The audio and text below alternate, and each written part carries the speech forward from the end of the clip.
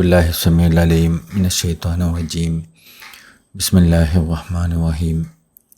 അൽഹംദുലില്ലാഹി റബ്ബിൽ ആലമീൻ. അല്ലാഹുമ്മ സ്വല്ലി അലാ സയ്യിദിനാ മുഹമ്മദിനിൽ ഫാത്തിഹി ലിമാ ഉഗ്ലിഖ വൽ ഖാതിമി ലിമാ സബഖ നാസിറിൽ ഹഖ് ബിൽ ഹഖ് വൽ ഹാദി ഇലാ സിറാത്തിക്കൽ മുസ്തഖീം വഅലാ ആലിഹി ഹഖ്ക ഖദ്രിഹി വമിഖ്ദാരിഹിൽ അദീം. യാ ഹമ്മത്തശ് ശൈഖ് ഉദ്രി ലനാ ബിഹാദൽ മഹ്ദരി വൽ തഅതി ഫീ ബിനദ്റത്തിൻ തഅതി ലനാ ബിൽ ളഫരി. ബ്രഹ്മണ്യാസ്തങ്ങളുടെ കത്തുകളിൽ നിന്ന് തിരഞ്ഞെടുക്കപ്പെട്ട ചില കത്തുകൾ നമുക്ക് വായിക്കാം. ഇന്ന് 2 കത്ത് വായിക്കാം ഇൻഷാ അല്ലാഹ്. ആദ്യത്തെ കത്ത് ആമിനത്തു ബിൻതു ഹാജ് എന്ന ഒരു ഷെയ്ഖ് ഇബ്രാഹിം നിയാസ് റളിയല്ലാഹു അൻഹു തങ്ങളുടെ മുരീദത്ത് എഴുതിയ കത്താണ്. ഒരു സ്ത്രീകളായ ഷെയ്ഖിൻ്റെ മുരീദന്മാരുടെ ഒക്കെ ഒരു ടേസ്റ്റ്, അവരുടെയൊക്കെ ആത്മീയ രുചി നമുക്ക് നോക്കിയാൽ മനസ്സിലാവും എത്രത്തോളം വലിയവരായിരുന്നു അവരെന്ന്. ആമിനത്തു ബിൻതു ഹാജ് അവരെഴുതുന്നത്: അൽഹംദുലില്ലാ അർസൽത സയ്യിദത്തു ആമിനത്തു ബിൻതു ഹാജ് ഇലാ ഷെയ്ഖി മായലി. ബഹുമാനപ്പെട്ട സയ്യിദ ആമിനത്തു ബിൻതു ഹാജ് റളിയല്ലാഹു അൻഹ ഷെയ്ഖ് ഇബ്രാഹിം നിയാസ് റളിയല്ലാഹു അൻഹു തങ്ങൾക്ക് എഴുതുന്നത്. വബഅദ് ശേഷം, വഇന്നി ബാദ് എന്ന് ഉദ്ദേശിക്കുന്നത് സലാത്ത്, ഹംദ്, സലാത്ത്, സലാം എന്ന് പറഞ്ഞതിന് ശേഷം, ഫഇന്നി ഫി ഹമ്മി വനഖദിൻ അദീം, ഞാൻ ഭയങ്കര ദുഃഖത്തിലും പ്രയാസത്തിലാണ്. അതായത് ദുഃഖത്തിൽ പ്രയാസത്തിലാണ്, ദുനിയാവിൻ്റെ ദുഃഖം. നമ്മൾ സാധാരണ പെണ്ണുങ്ങളൊക്കെ ദുഃഖത്തിലും പ്രയാസത്തിലാണെങ്കിൽ ഭയങ്കര കഷ്ടപ്പാടിലാണ്, വീട്ടിലെ സങ്കടം, പ്രയാസങ്ങൾ, ഭർത്താവ് ഇങ്ങനെയാണ്, മക്കൾ ഇങ്ങനെയാണ്, ഇതാണ് നമ്മൾ പ്രതീക്ഷിക്കുക. അതങ്ങനെയല്ല. ഫഇന്നി ഫി ഹമ്മിൻ വനഖദിൻ അദീം, ഞാൻ ഭയങ്കര പ്രയാസത്തിലാണ്, സങ്കടത്തിലാണ് എന്ന് പറയുന്നത് എന്ത് സങ്കടമാണ് ശേഷം പറയുന്നുണ്ട്. എന്താ സങ്കടം? ലി അന്നി അലിംതു അന്നൽ ഹഖ ലം യദ്കുറുഹു ദാക്കിറൻ, ഞാൻ പെട്ടെന്നാണ് മനസ്സിലാക്കിയത്. ലി അന്നി അലിംതു, ഞാൻ മനസ്സിലാക്കി, അന്നൽ ഹഖ സുബ്ഹാനഹു തആല ലം യദ്കുറുഹു ദാക്കിറൻ, ഒരാളും ശരിക്കും ഓർക്കുന്നില്ല. എനിക്ക് മനസ്സിലായത് അപ്പോഴാണ്. അതാണ് എന്നെ എടുത്തിയത്. ഞാൻ കുറേ അള്ളാഹുവിൻ്റെ ദിക്ർ ചൊല്ലുന്നു. അള്ളാഹുവിൻ്റെ ദിക്ർ ചൊല്ലി ഞാൻ കുറച്ച് കഴിഞ്ഞ് ഞാൻ മനസ്സിലാക്കിയ അറിവെന്താ അറിയോ? ശരിക്കും ആരും അള്ളാഹുവിൻ്റെ ദിക്ർ ചൊല്ലുന്നില്ല എന്നാണ്. ഇവിടെ എനിക്ക് വരെ അള്ളാഹുവിനെ ദിക്ർ ചെയ്യാൻ പറ്റൂല എനിക്ക് ബോധ്യം വന്നു. അതെന്നെ ഭയങ്കര പ്രയാസത്തിലാക്കി. ഓരോ പ്രയാസം അങ്ങനെ പെണ്ണുങ്ങളെ. വലം യസുറുഹു ദാഇറുൻ, ഒരാളും അള്ളാഹുവിനെ സിയാറത്ത് ചെയ്യുന്നില്ല, ആരും അള്ളാഹുലേക്ക് പോകുന്നില്ല എന്നർത്ഥം. ആരും ദിക്റും ചൊല്ലുന്നില്ല, അള്ളാഹുലേക്ക് പോകുന്നില്ല.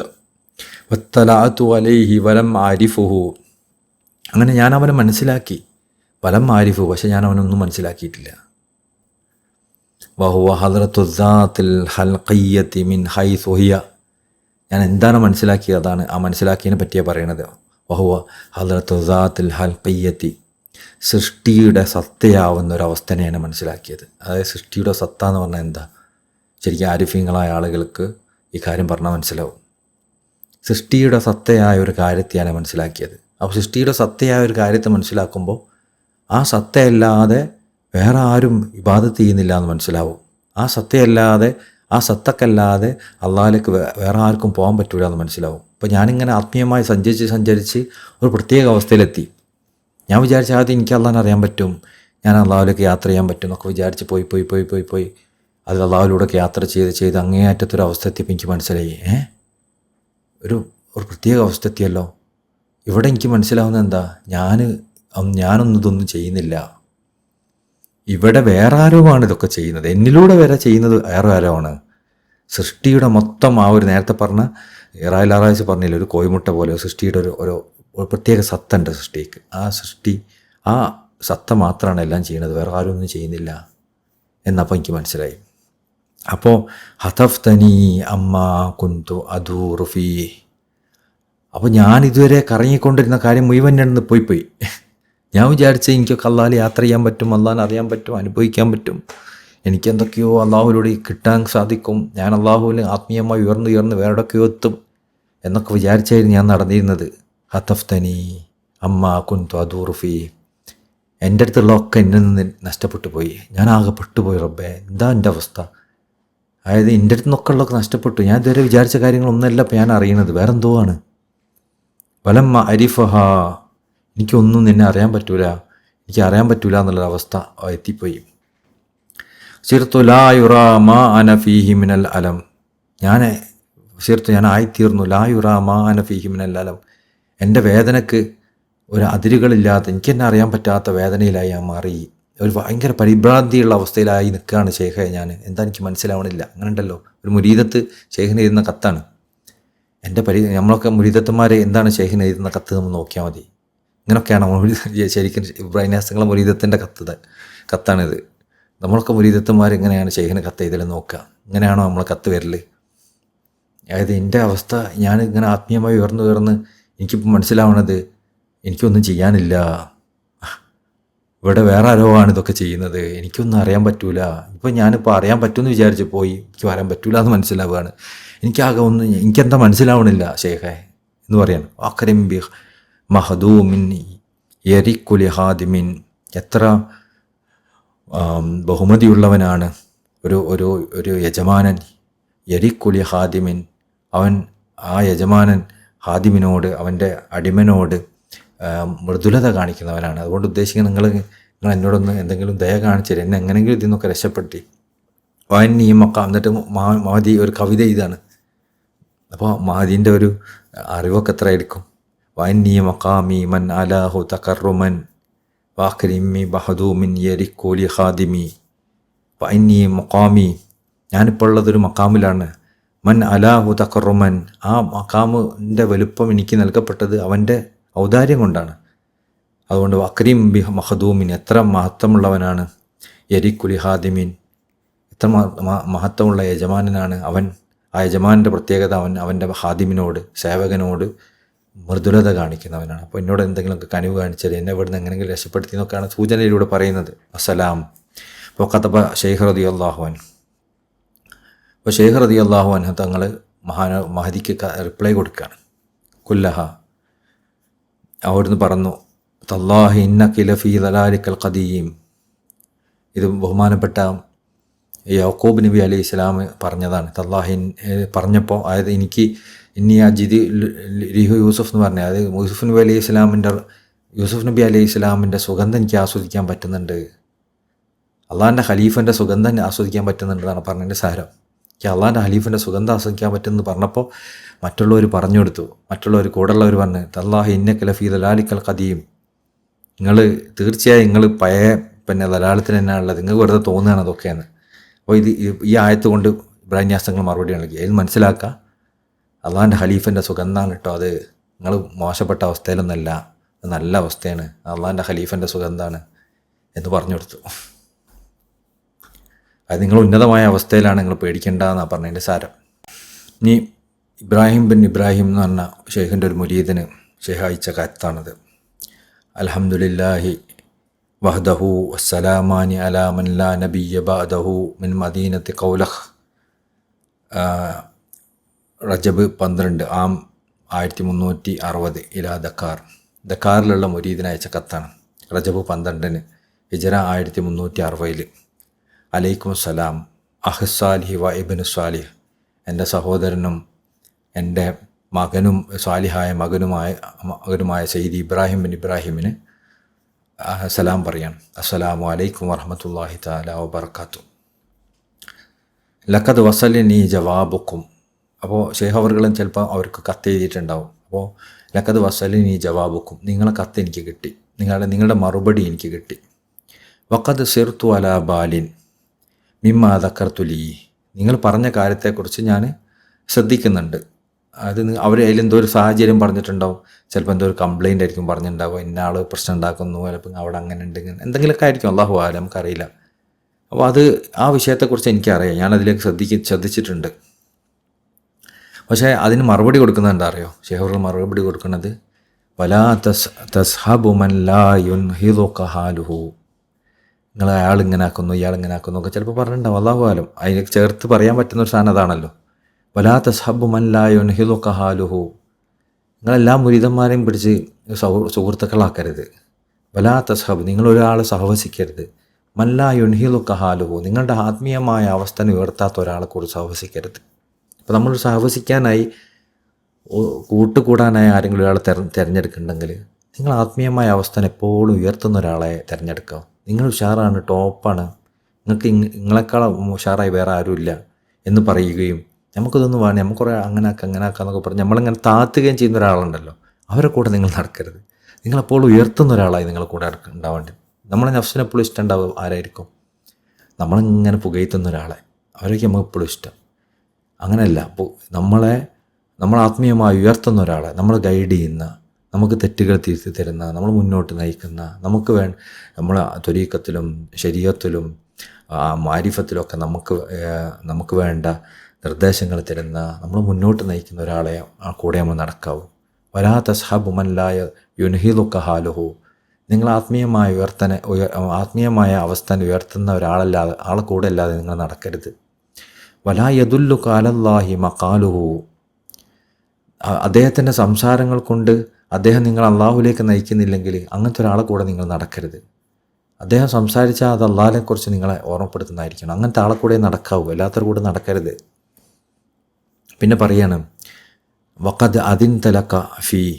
ഞാൻ നിങ്ങൾക്ക് സമ്മതം നൽകിയിട്ടുണ്ട്. ഫീ എന്തിൽ? യാമൻ അദ്ഹറൽ ജമീൽ. നമ്മൾ ദർശന ശേഷമൊക്കെ ദുആ ചെയ്യല്ലേ, യാമൻ അദ്ഹറൽ ജമീൽ വസത്തൽ ഖബീ വലം യഖദ് ബജലീറ വലം യഹ്തിക സത്ര വാദീമുൽ അഫ് ويا سنة تجاوز يا واسل المغفر واسد يدين برحمتي يا سامع كل نجوى ويا منتهى كل شكوى كريم الصفوى ذي المن ويا مبتدين من قبل استحقاقها يا ربي يا سيدي يا مولاي ويا غاية رغبتي أسألك أن تشفي حلقتي بلا دنيا ولا بعذاب النار. ഈ ദുആ 20 മറ ഞാൻ നിങ്ങൾക്ക് ഇത് ചൊല്ലാൻ 20 പ്രാവശ്യം ചൊല്ലാൻ ഞാൻ നിങ്ങൾക്ക് സമ്മതം തന്നിരിക്കുന്നു. ഖബ്ല തുലൂഇ ശംസി ഖബ്ല ഉറൂബിഹ. സൂര്യൻ ഉദിക്കുന്നതിന് മുമ്പും സൂര്യൻ അസ്തമിക്കുന്നതിന് മുമ്പും. അപ്പോൾ നിങ്ങൾ ഈ പരിപാടി ചിലപ്പോൾ നിങ്ങൾ കുറേ മോശപ്പെട്ട ആൾക്കാരെ കൂടെ ആക്കി നടക്കണ്ടാവുക. ആ കുറച്ചൊന്ന് ഒഴിവാക്കി നല്ല ആൾക്കാരെ കൂടെ നടക്കി, എന്നിട്ട് നിങ്ങൾ ഈ ദിക്റുൽ ഇബാദത്തിലൊക്കെ മൊയ്കി. എന്നൊക്കെയാണ് ഇതിൻ്റെ വരികളുടെ ഇടയിലൂടെ നമുക്ക് വായിക്കാൻ സാധിക്കുന്നത്.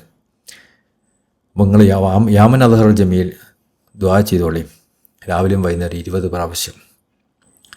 രാവിലെ സുബഹിക്ക് സൂര്യൻ ഉദിക്കുന്നതിന് മുമ്പും വൈകുന്നേരം സൂര്യൻ അസ്തമിക്കുന്നതിന് മുമ്പും. വഫി ഹിസ്ബുൽ ബഹർ. അതുപോലെ ഹിസ്ബുൽ ബഹറിലും ഞാൻ നിങ്ങൾക്ക് സമ്മതം തന്നിരിക്കുന്നു. മറത്തൻ സബാഹൻ വ മറത്തൻ മസാഹൻ. ഒരു പ്രാവശ്യം രാവിലെയും ഒരു പ്രാവശ്യം വൈകുന്നേരവും. ബിനിയത്തി തഅബ്ബുദ്. എങ്ങനെയാണ് നിങ്ങൾ ഹിസ്ബുൽ ബഹർ ചെല്ലേണ്ടത്? ബിനിയത്തി തഅബ്ബുദ്, അതായത് അള്ളാഹുവിന് ഇബാദത്ത് ചെയ്യുക എന്നുള്ള ഉദ്ദേശത്തിൽ, അല്ലാതെ എന്തൊക്കെയോ എന്തെങ്കിലും കാര്യങ്ങൾ കിട്ടണം, പല കാര്യങ്ങളും നേടിയെടുക്കാനുണ്ട്, അങ്ങനെയുള്ള അർത്ഥത്തിലല്ല. കാര്യങ്ങളൊക്കെ ഓൾറെഡി നടക്കും. അള്ളാഹിനെ ആരാധിക്കാനുള്ള അർത്ഥത്തിൽ ഹിസ്ബുൽ ബഹർ ചൊല്ലാൻ രാവിലെ വൈകുന്നേരം. വഖദ് കുൻ, ഈ പറയുന്ന വാക്കാട്ടോ വളരെ നമ്മൾ ശ്രദ്ധിക്കേണ്ട ഒരു കാര്യം. വഖദ് കുൻതു തൽഖൈതു അന്ന മിൻ ഔറാദി കുല്ലമാ യലീഖു ബി അംസാലിക. നിങ്ങളെപ്പോലുള്ളവർക്ക് പറ്റിയ ഒരുപാട് ഔറാദുകൾ നിങ്ങൾ എൻ്റെ അടുത്ത് വാങ്ങിയിട്ടുണ്ടല്ലോ. നിങ്ങൾ കുറേ ഔറാദ് സ്വീകരിച്ചിട്ടുണ്ട്, നസീഹത്ത് സ്വീകരിച്ചിട്ടുണ്ട്, എല്ലാ പരിപാടിയോ വാങ്ങി നിങ്ങൾ പോയിട്ടുണ്ടല്ലോ. ബാദ അന്നക്ക തകാസലത്ത് മുദ്ദത്തൻ അനുജിയാറത്തി. പക്ഷേ നിങ്ങൾ ദിക്റൊക്കെ വാങ്ങി പോയിട്ടുണ്ട്, നസീഹത്തൊക്കെ കേട്ട് പോയിട്ടുണ്ട്. പക്ഷേ അന്നക്ക തകാസലത്ത് മുദ്ദത്തൻ അനുജിയാറ, നിങ്ങൾ എന്നെ സന്ദർശിക്കാൻ നിങ്ങൾ മടി കാണിച്ചിരിക്കുന്നു. അതായത് നിങ്ങൾ മടിയനായിരിക്കുന്നു. മുദ്ദത്തൻ അനുജിയാറ, എൻ്റെ അടുത്തേക്ക് വരാൻ. അത് ഷെയ്ഖിൻ്റെ അടുത്തേക്ക് സിയാർത്ത് ചെയ്യാനോ ഷെയ്ഖിന് ഹിദ്മത്ത് ചെയ്യാനൊക്കെ നിങ്ങൾ മടിയനായിരിക്കുന്നു അല്ലേ. നിങ്ങൾ ദിക്റൊക്കെ സ്വീകരിച്ച് നസീഹത്തൊക്കെ കേട്ട് പോയിരിക്കുന്നു, സംഭവമൊക്കെ ശരി തന്നെ. അത് കഴിഞ്ഞ് പിന്നെ നിങ്ങൾ മടിയനായിരിക്കുന്നു എന്നർത്ഥം. അപ്പോൾ മടി വരാമല്ലോ നമുക്ക്. അപ്പോൾ മുരീദന്മാർക്ക് മടി ഉണ്ടെന്നും ആ മടി മാറ്റണം എന്നാണല്ലോ ഷെയ്ഖ് പറയണത്. അപ്പോൾ നിങ്ങൾ പോയതിന് ശേഷം മടിയനായിരിക്കുന്നു അല്ലേ, പിന്നെ ഇങ്ങോട്ടും വന്നിട്ടില്ലല്ലോ നിങ്ങൾ പറയല്ലേ. പിന്നെ നിങ്ങൾ ജമാഅത്തിലും സജീവാന്ന് കണ്ടിട്ടില്ലല്ലോ, പിന്നെ പോയിട്ട് മടിയനായിട്ട് ഇരിക്കായിരുന്നു അല്ലേ, എത്രയും നിങ്ങളൊക്കെ കണ്ടിട്ട് എന്ന് ചോദിക്കുമല്ലോ. അപ്പോൾ ഷെയ്ഖ് ചോദിക്കാം, നിങ്ങൾ ദിക്റൊക്കെ വാങ്ങി ഇജാസത്തൊക്കെ വാങ്ങി പോയിട്ടുണ്ട്, ഇടയ്ക്കിടയ്ക്ക് ഇജാസത്ത് ചോദിക്കാനൊക്കെ വരലൊക്കെ ഉണ്ട്, സംഭവമൊക്കെ ശരി തന്നെ. പക്ഷേ പിന്നെ നിങ്ങൾ കണ്ടിട്ടില്ലല്ലോ, നിങ്ങൾ മടിയനായിട്ടുണ്ടല്ലേ എന്ന് പറയാണ്. എന്നിട്ട് ഷെയ്ഖ് ഒരു വാണിംഗ് കൊടുക്കുകയാണ്. വലിയ ഉണ്ടല്ലോ, വലിയ എന്ന് പറഞ്ഞു കഴിഞ്ഞാൽ ഇവിടെ ഷെയ്ഖ് എന്നാണ് ഉദ്ദേശിക്കുന്നത്. ഷെയ്ഖ് കമാ കാലു, മഹാന്മാർ പറയലുണ്ട് കസബി, അതൊരു കുട്ടീനെ പോലെയാണ്. ഷെയ്ഖന്മാർ കുട്ടികളെ പോലെയാണ്. ലാ തദക്കർ ആലിബൻ എല്ലാ മാലതേ, അവരുടെ മുമ്പുള്ളവരെ അവർ മൈൻഡ് ചെയ്യുള്ളൂ.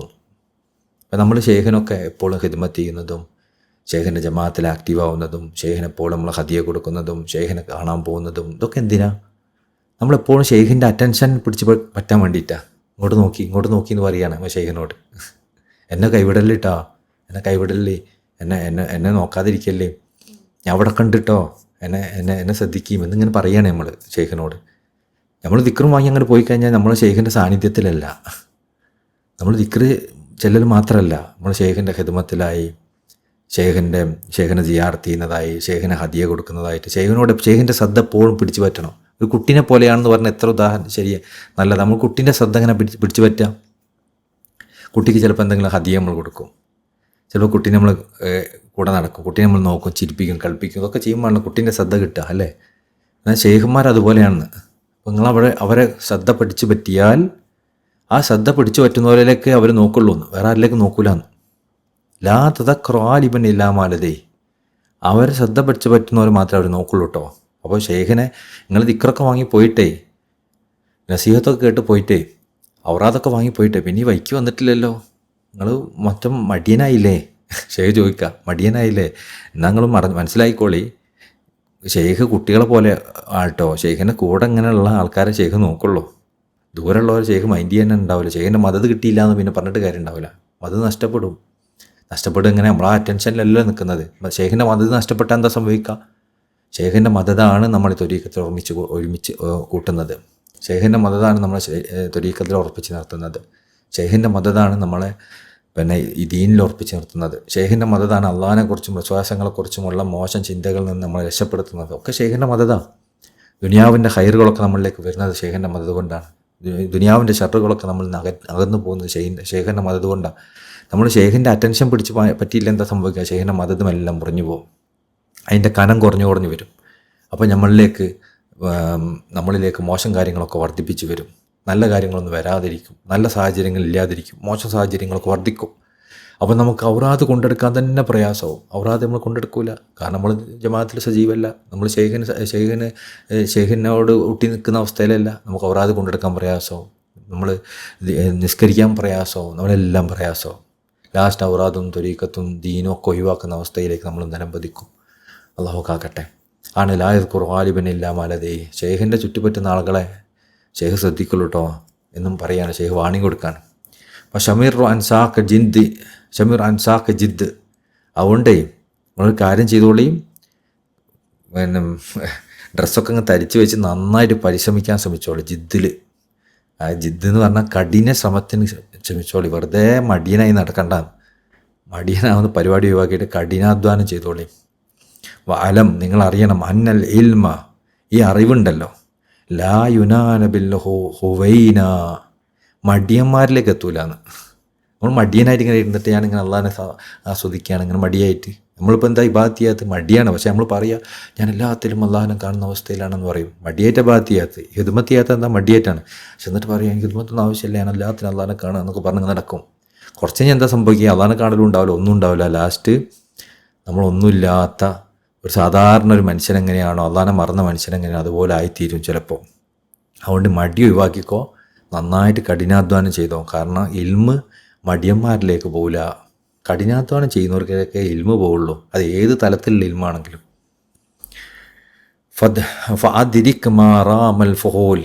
അതുകൊണ്ട് ഉന്നതരായ ഔലിയാക്കന്മാർ നേടിയെടുക്കാൻ വേണ്ടി നീ പരിശ്രമിച്ചോ. അമ്മാബിനി അമ്മത്ത് റബ്ബിക്ക ഫഹദ്ദീസ്, അള്ളാഹു നിനക്ക് നൽകിയ നിയമത്തിനെ നീ വെട്ടി തുറന്ന് പറഞ്ഞോ. അതായത് അള്ളാഹു നിനക്ക് തന്ന നിയമത്തല്ലേ ഈ ത്വരീഖത്തിൻ്റെ നിയമത്ത്, ഷെയ്ഖാവുന്ന നിയമത്ത്. ആ നിയമത്ത് കിട്ടിയിട്ട് ഇങ്ങനെ റെസ്റ്റ് എടുക്കുന്ന പരിപാടി നീ ചെയ്യല്ലേ. കഠിനാധ്വാനം ചെയ്യ്, അതിൽ പരിശ്രമിക്ക്, അതിനെ പ്രഖ്യാപിച്ച് നടക്കുക, ഇത് അള്ളാഹ് എനിക്ക് തന്ന ഏറ്റവും വലിയ നിയമത്താണെന്ന്. അങ്ങനെയാണെങ്കിൽ ഷിഫു ലക ഐബു അനിൽ അജായിബ് വൽ അറായിബ്, ഈ ഐബുണ്ടല്ലോ, ഷെയ്ഖാവുന്ന ഐബ് നിന്നിലേക്ക് അജായിബുകളും അറായിബുകളും ഉന്നതമായ ആത്മീയമായ അവസ്ഥകളും അത്ഭുതങ്ങളും ഒക്കെ നിന്നിലേക്ക് കൊണ്ടുവരും. ഈ അജായിബുകളും അറായിബുകളൊക്കെ നിന്നിലേക്ക് ഷെയ്ഖ് എത്തിക്കും. ഫലാത്തക്കും മിനന്നാദിമീൻ, നീ ഖേദിക്കുന്നവരിൽ പെടല്ലേ. അതായത് പിന്നെ ലാസ്റ്റ് ഇതൊന്നും ചെയ്തിട്ടില്ല എന്താ സംഭവിക്കുക? നീ പരിശ്രമിച്ചിട്ടില്ല, കഠിന പരിശ്രമത്തിലൊന്നും മുഴുകുന്നില്ല, ഷെയ്ഖിനെ സിയാറത്ത് ചെയ്യുന്നില്ല, ഹിദ്മത്ത് ചെയ്യുന്നില്ല, പഠിക്കുന്നില്ല, കഠിനാധ്വാനം ചെയ്യുന്നില്ല, ഒന്നും ചെയ്യുന്നില്ല. ഈ കണക്ക് അലസമായി മടീനായി നടക്കുകയാണെങ്കിൽ എന്താ സംഭവിക്കുക? ലാസ്റ്റ് നീ ഖേദിക്കും. അതിൽ നീ പെട്ടുപോകല്ലേ എന്ന് പറയാണ്. പ്രന്യാസങ്ങളെ റൂഹുൽ എന്നുള്ള വാക്കല്ല, ലാക്കിൻ ചെറുഹും ജിദ്ദി കദിയുനാൽ ലാബു നബി ഹുവൈന മുദാറാത്ത് റിജാൽ. അതേ ആശയം തന്നെയാണ് ഇവിടെയും പറഞ്ഞത്. നമ്മൾ കഠിന ശ്രമത്തിലൂടെ മാത്രമേ ഈ കാര്യങ്ങളൊക്കെ നേടാൻ സാധിക്കുള്ളൂ, അല്ലാതെ മടിയനായി നടന്നോട്ട് കാര്യമില്ല എന്ന് ഒരു മുരീദിന് വാണിംഗ് കൊടുക്കുകയാണ് ഷെയ്ഖ്. അപ്പോൾ ഈ വാണിംഗ് ഒക്കെ ഷെയ്ഖ് കൊടുത്തത് എന്തിനാണ്? നമുക്ക് ഷെയ്ഖ് കൊടുത്ത് എഴുതി പബ്ലിഷ് ചെയ്ത് നമുക്ക് കൈ കിട്ടുന്നത് എന്തിനാണ്? ഇതൊക്കെ നമുക്കുള്ള കത്താന്ന് മനസ്സിലാക്കാൻ വേണ്ടിയിട്ടാണ്. അപ്പോൾ പലപ്പോഴും ഷെയ്ഖുൽ തങ്ങൾ ഇതൊന്നും എഴുതുന്നില്ല എന്ന് പറയും. എഴുതുന്നില്ല, എന്തുകൊണ്ട് എഴുതുന്നില്ല? ബ്രൈനാസങ്ങൾ അതൊക്കെ എഴുതിയതുകൊണ്ടാണ്. അത് വായിക്കാൻ നമുക്ക് വായിക്കാൻ നമുക്ക് കഴിവുണ്ടല്ലോ, പിന്നെ നമുക്ക് ഇനി എന്തിനാണ് വേറെ എഴുതുന്നത് എന്ന കാരണം കൊണ്ടാണ്.